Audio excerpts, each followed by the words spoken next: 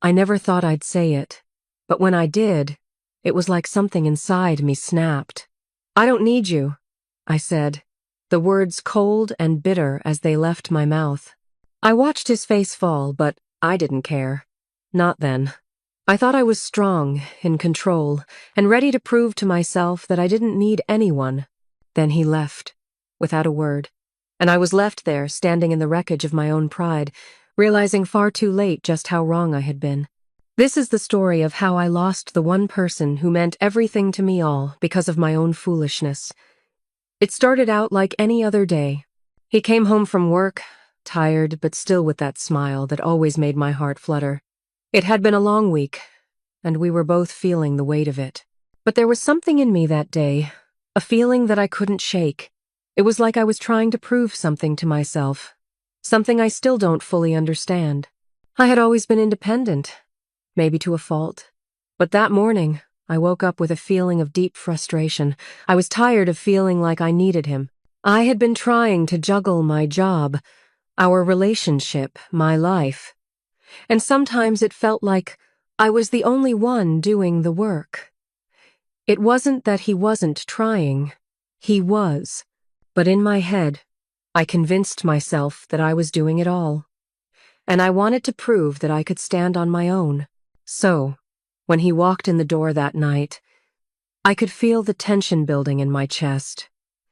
It was like the anger and frustration I had been suppressing for so long came rushing to the surface. "I don't need you," I said. The words came out sharper than I intended, my voice cold, cutting through the silence. He paused, a flicker of confusion crossing his face. "What do you mean?" he asked, his voice low, hurt. I looked at him, and I saw it. The shock in his eyes, the hurt that I had just dealt him. But I didn't care. I told myself that I was just being honest, that I was taking control of my life. "I can do this on my own," I said, my voice trembling slightly, but I forced myself to stand tall. "I don't need anyone to take care of me. I don't need you." His face twisted, and for a moment, he just stared at me, as if trying to process the words. And then, without another word, he grabbed his keys, walked to the door, and left. The silence that followed was deafening. It didn't hit me immediately, the weight of what I had just done.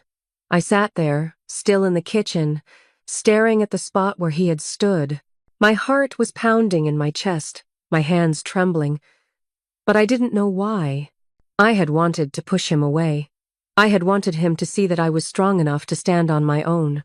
But as the minutes ticked by, and I realized he wasn't coming back, a cold panic started creeping in. The realization hit me like a punch to the gut. I had pushed him away. I tried calling him, but it went straight to voicemail. I sent text after text, but he didn't respond. The hours stretched on, and I started to feel a sinking pit in my stomach. It was like the world had shifted beneath me, and I was falling into an abyss I had created. I couldn't stop thinking about everything I had said, everything I had done. I had convinced myself that I was in control, but all I had done was drive him away. And now, I was alone with my thoughts, with nothing but regret gnawing at me. The next day was a blur. I spent hours pacing around the apartment, checking my phone, hoping for a message, a sign that he was coming back.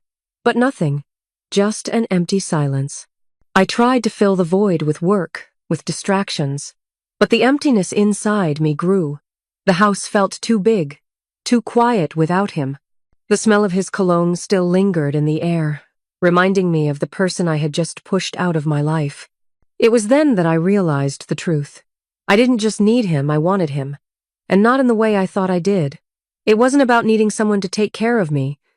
It was about love. It was about us. We had built something together, and in my foolishness, I had thrown it all away. Days turned into weeks. I called, I texted, I even showed up at his place, but he wouldn't answer. The silence was unbearable. The more I tried to reach out, the more I realized just how deeply I had hurt him. One evening, a week later, I sat on the couch, staring at the empty space beside me. I missed him. I missed the way he would hold me after a long day, The way he would laugh at my silly jokes, the way he made everything feel a little less hard. I thought I was being strong. I thought I was protecting myself. But now I saw the truth. I had been scared. Scared of needing someone. Scared of letting my guard down.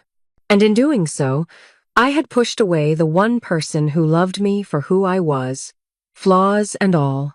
The regret consumed me. I wanted to take it all back. I wanted to tell him that I was sorry, that I had been wrong, that I never should have said those words. But I didn't know if he would ever hear me, or if it was too late. Now, as I sit here, looking back on everything, I can't stop thinking about what could have been. I realize now that love isn't about being strong on your own. It's about sharing your life with someone, letting them in, and trusting that they'll be there to catch you when you fall. I've learned the hardest lesson of all, that sometimes, when you push someone away, they might not come back. And when they do, it might be too late. So, to anyone out there who's afraid of letting someone in, take it from me. Don't make the same mistake I did. Don't push away the person who loves you, because once they're gone, you might not get a second chance.